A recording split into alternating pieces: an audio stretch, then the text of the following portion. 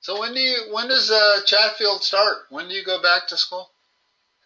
The 17th. Wow, pretty soon. Is that for everybody or just freshmen? I think it's just for freshmen. When does everybody else go back? I'm pretty sure it's the 18th. Okay, so just a day later. Okay. Yeah. Well, that's good to know. I hadn't seen the schedule yet, so I wasn't sure when everybody was going back to school. So that's nice to know. Most of my students are Chatfield students. So Yeah. yeah, probably I'd say 50%. Um, That's cool. yeah, it is actually. It means they're nice and close if I have to see them in person.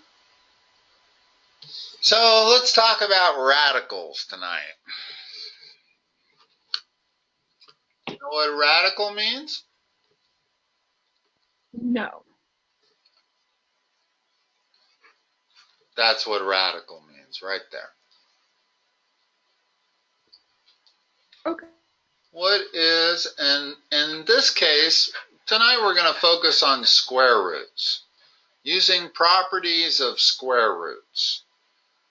I think in Algebra 1 you don't get much beyond square roots. I mean, there are things like cube roots and fourth roots and fifth roots and sixth roots, but in Algebra 1 they stick with square roots. So this is kind of the same as putting a little 2 there, right? When I don't write anything above the radical, that means square root. Now, what is square root of 16 equal to? 4. And you're not using a calculator, correct? I'm not. Good. So square root of 9. 3. So square root of 10.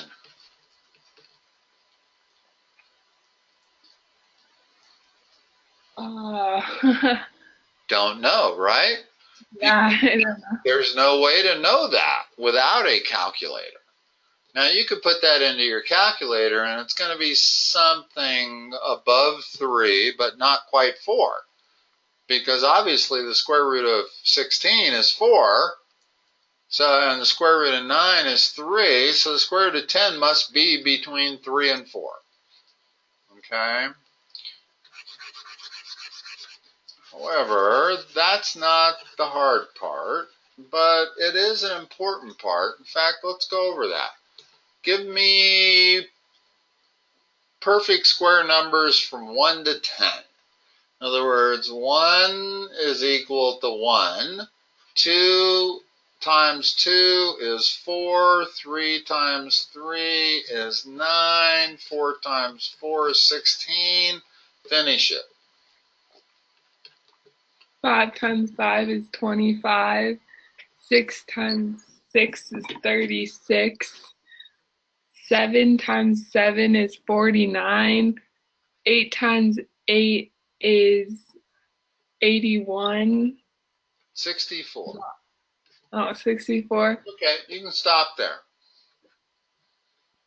Those are your perfect square numbers. Okay? It's worth knowing those. If somebody gives you the number 36, it's worth knowing that that's a perfect square number. That is 6 squared. When I say perfect square number, I mean the square root of each of these is a integer, a whole number.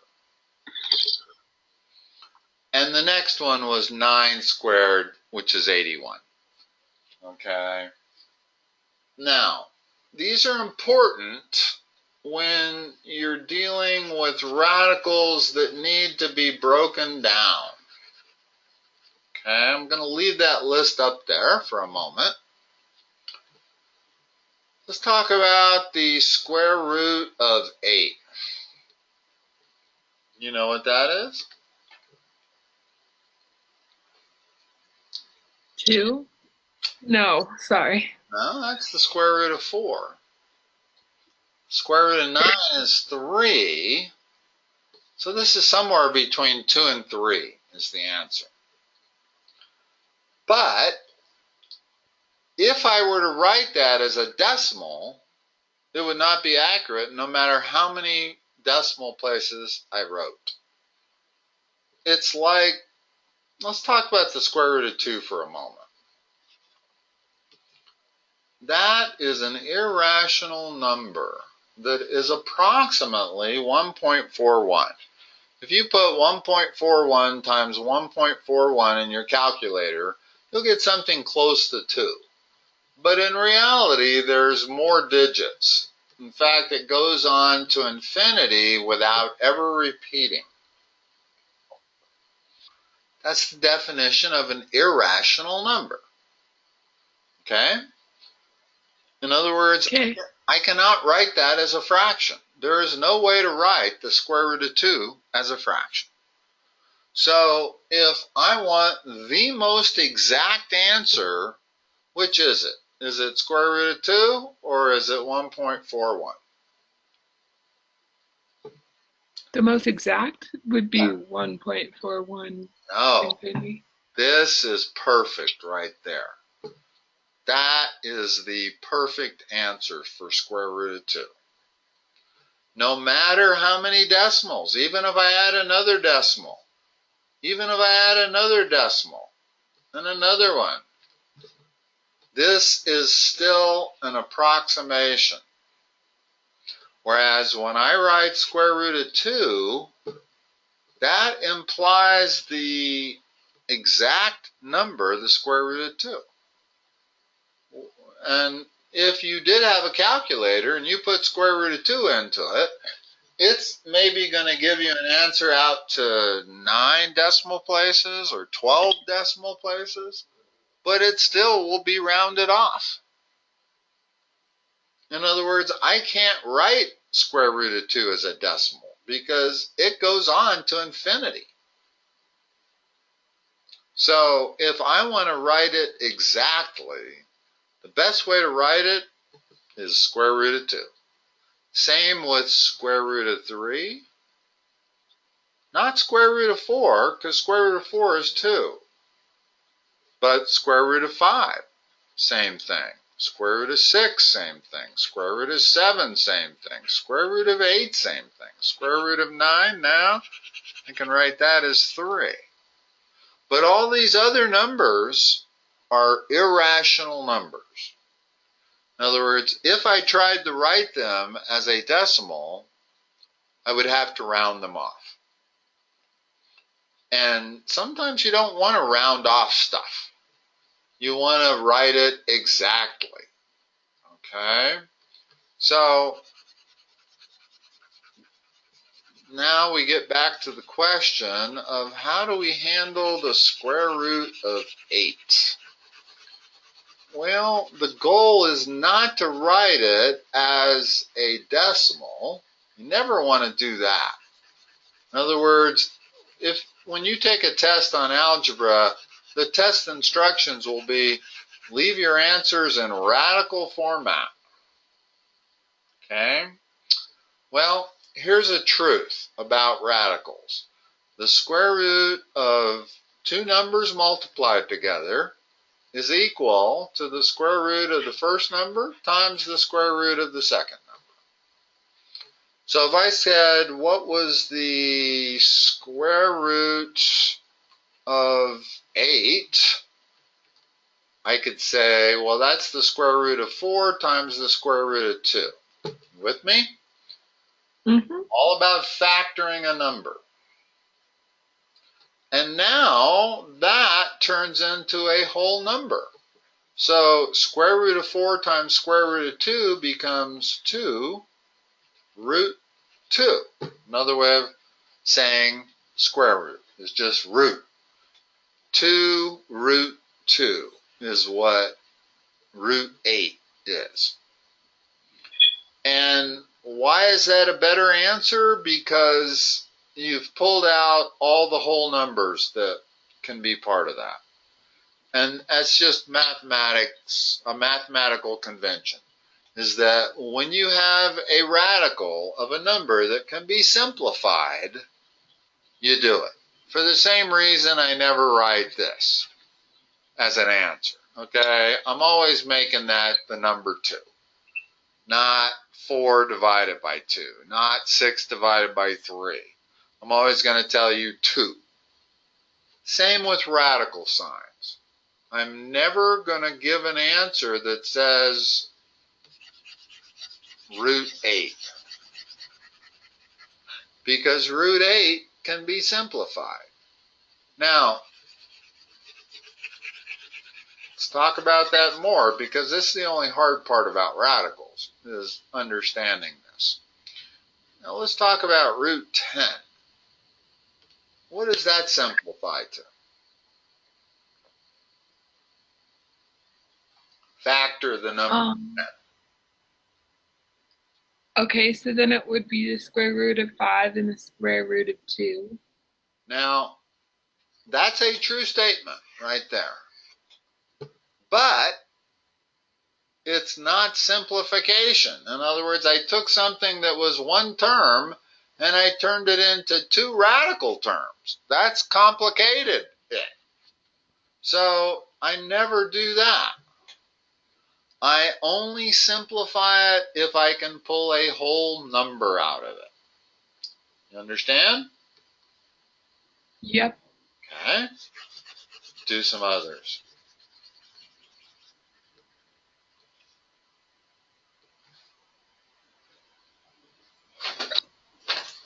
Square root of 32.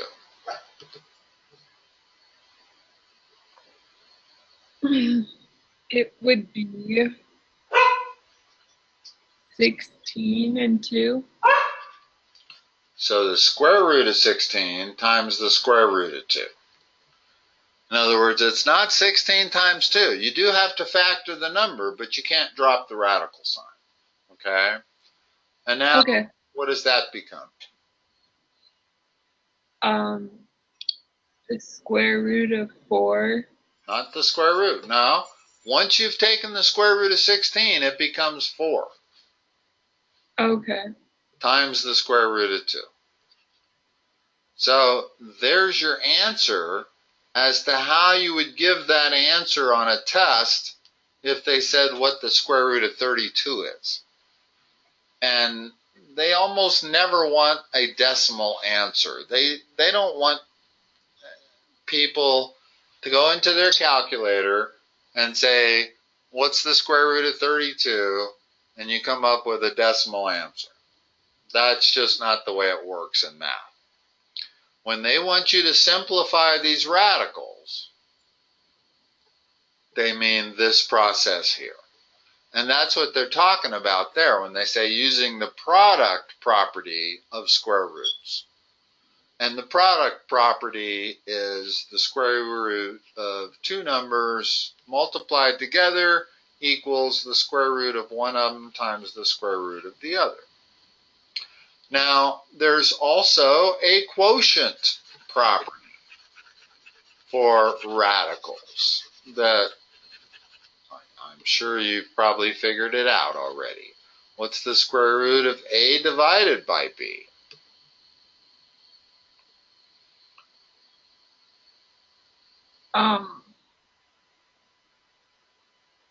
No, I have not figured it out. Well, it's the square root of a divided by the square root of b.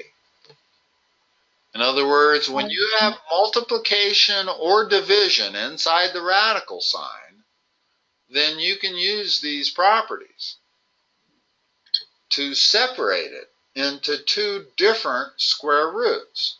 And an example of this might be, what's the square root of 25 over 9? Well, first of all, 25 over 9 is a fraction in itself that results in a decimal. But if I use this property, what does that equal? The square root of 5, aren't just 5 over. Yeah, let's even write it like this. Let's put the middle step in there. And now what's that equal to? Then it's 5 over 3. Yeah. Now, see, you're not ever going to get that answer on a calculator. because a calculator is going to treat that as a decimal, and it's going to take the square root of a decimal, and it's going to give you a decimal answer. Now, this does happen to be equal to 1.6 exactly, but I don't think you'd ever get that on a calculator. I think it would probably give you 1.598 or 1.601 or something like that. In other words, once it goes to decimal, you're lost. In other words, you want to always leave it in radical. Radical is accurate. Decimal is not when you're dealing with irrational numbers. So, let's test you on a few more here.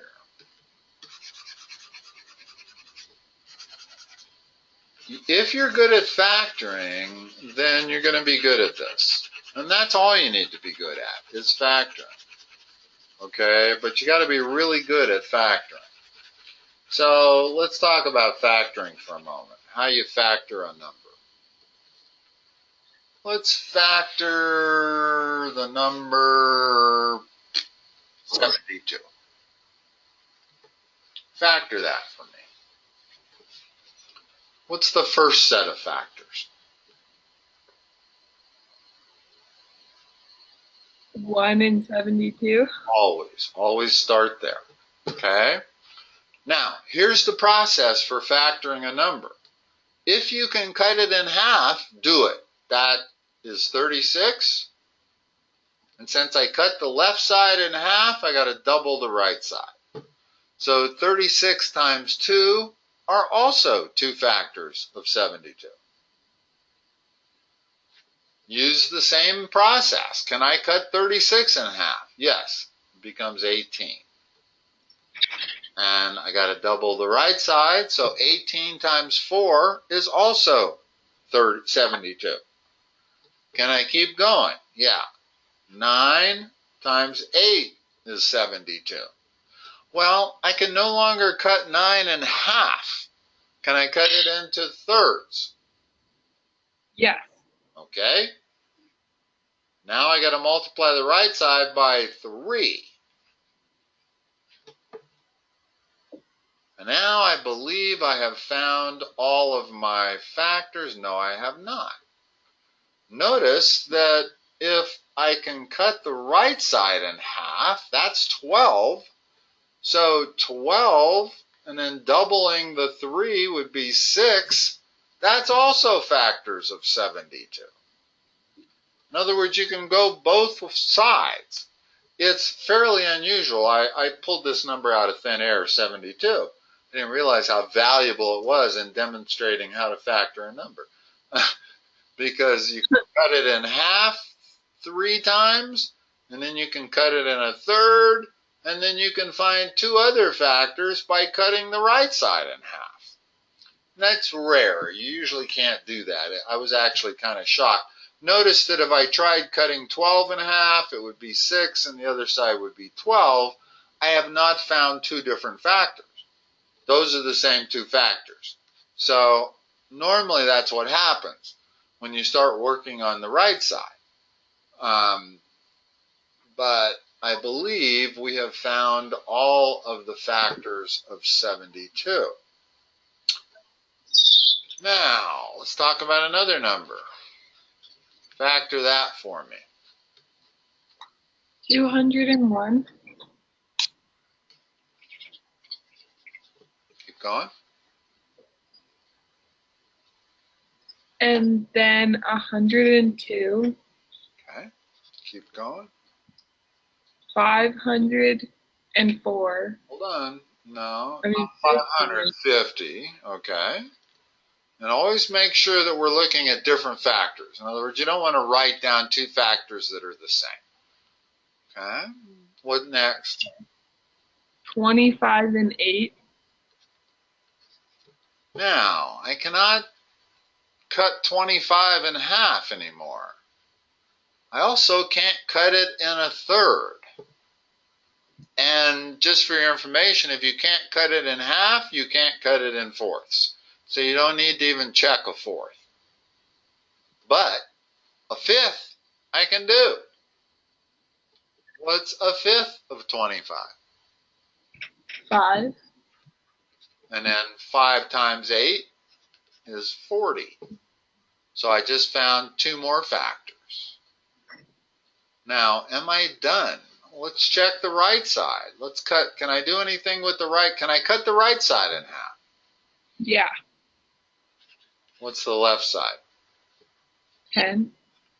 That's 2 different factors. Can I cut the right side in half again? Yes, but it results in 10 times 20, which is the same factor. So at some point in time, you stop getting new factors. You only get old factors. Okay, so I do believe that that is all my factors. Okay, now why is that important to be able to do? Well, let's talk about taking the square root of 200. Hold on.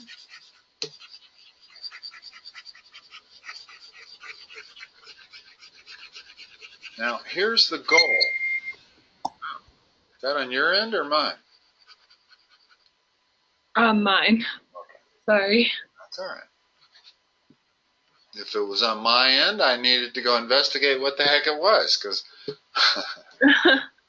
all right, what we know is that 200 is not a perfect square number, right? But if I look at the number 200 as a times b, well, what 2 numbers give me 2 factors of 200 where you want one of them to be a perfect square number?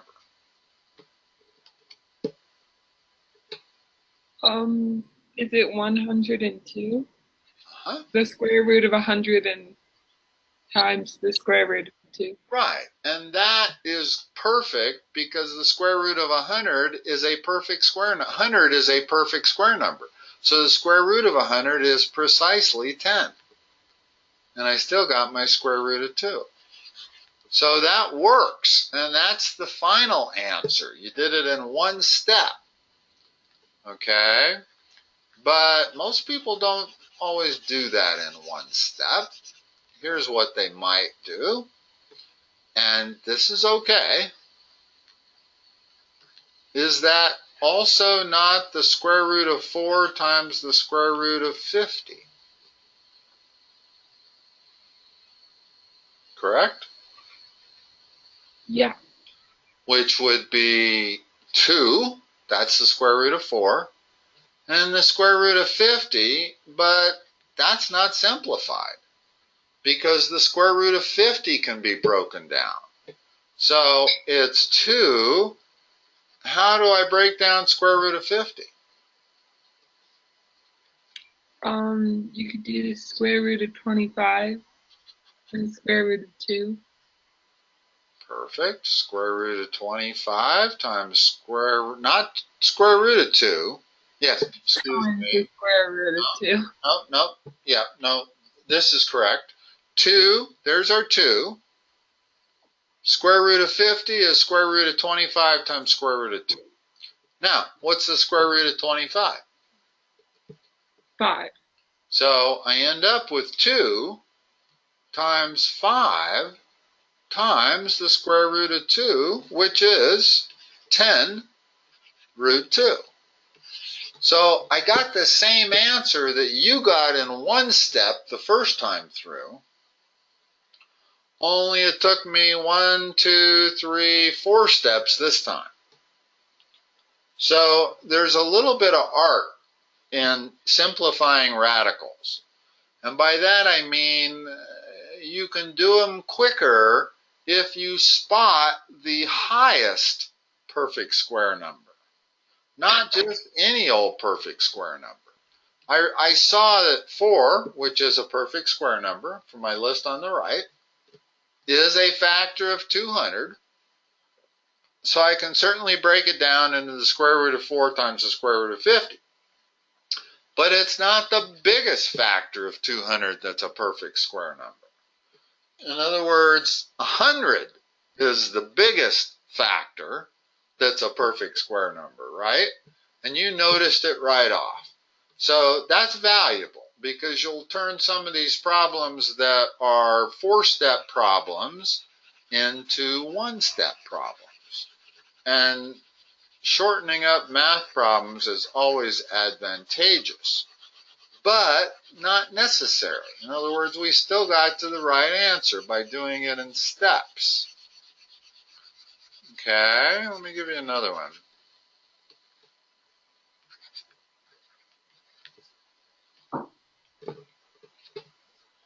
And do this in steps. Don't give me a final answer. Break it into 2 factors.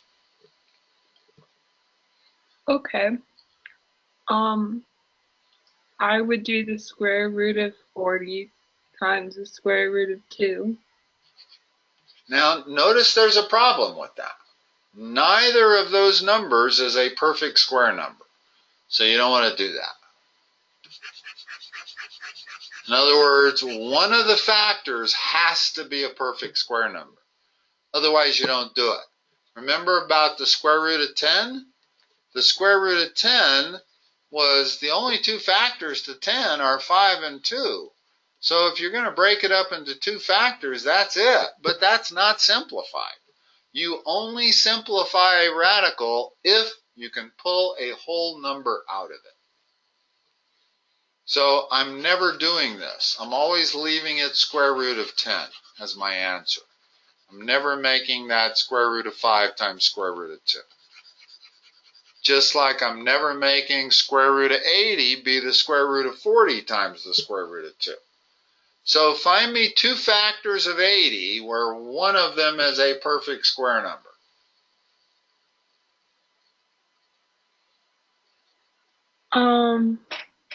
Could we do the square root of 10 and times the square root of 8? Neither 8 nor 10 is a perfect square number. Here's your table of perfect square numbers over on the right. This table that I got a rectangle around, there's your perfect square numbers. And they keep going up. In other words, the next one's 81 and the next one's 100. But these are the ones you need to know. In general, you're going to be dealing with problems that these are the ones that you're going to have to pull out. Okay, then could we do the square root of 80 and the square root of 1? No, I cannot. I can pull out a whole number from that, but it's 1. 1 doesn't count. So let's even take that off our list. We're not interested in 1. We're interested in 4, 9, 16, 25, 36, 49, and 64.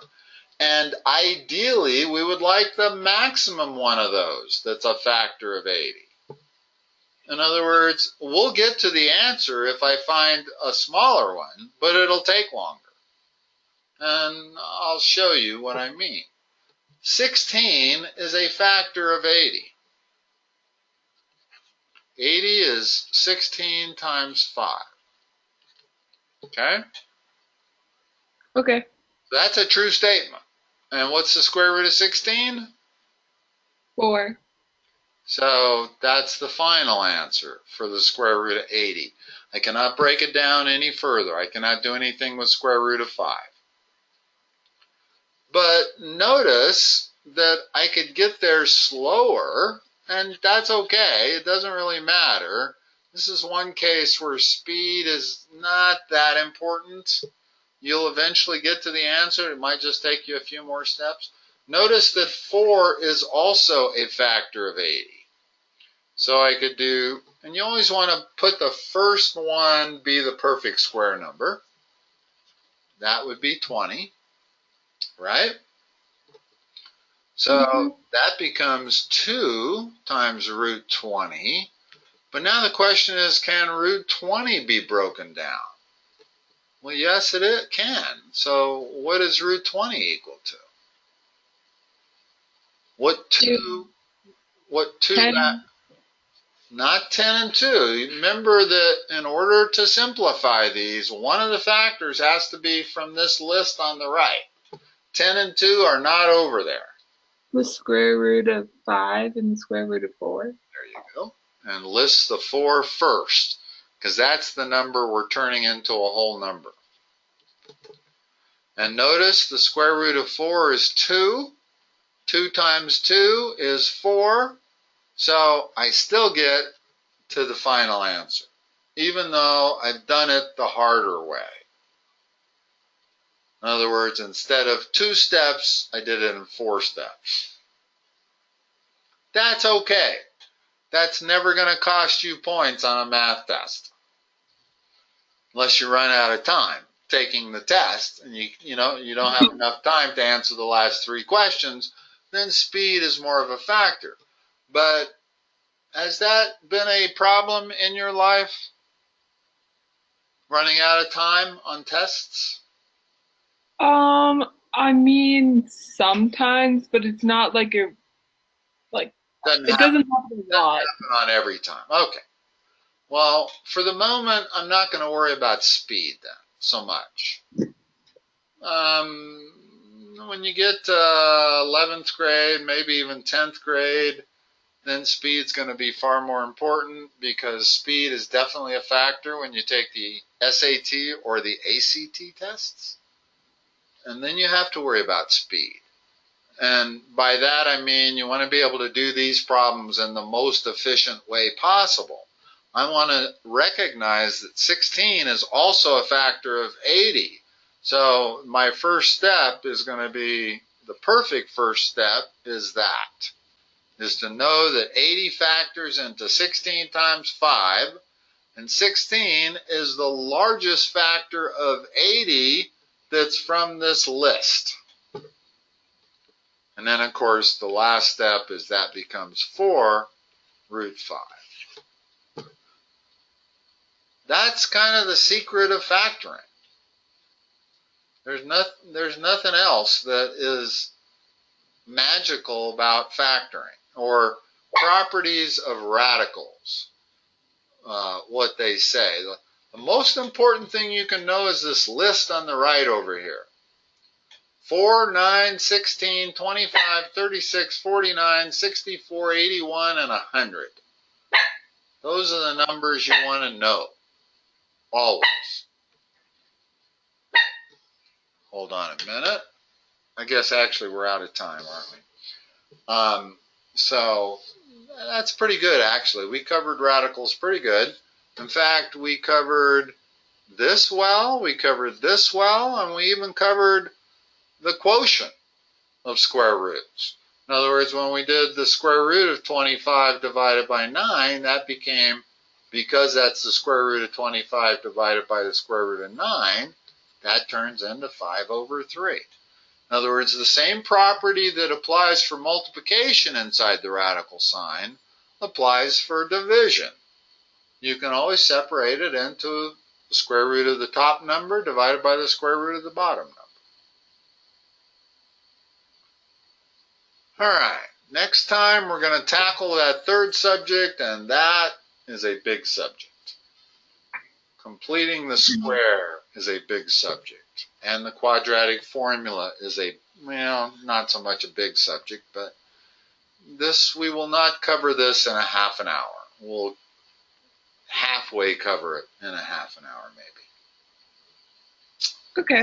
Okay, we'll do that on Friday night. Sounds good. Phoebe, have a good night. Talk to you Friday. Yep.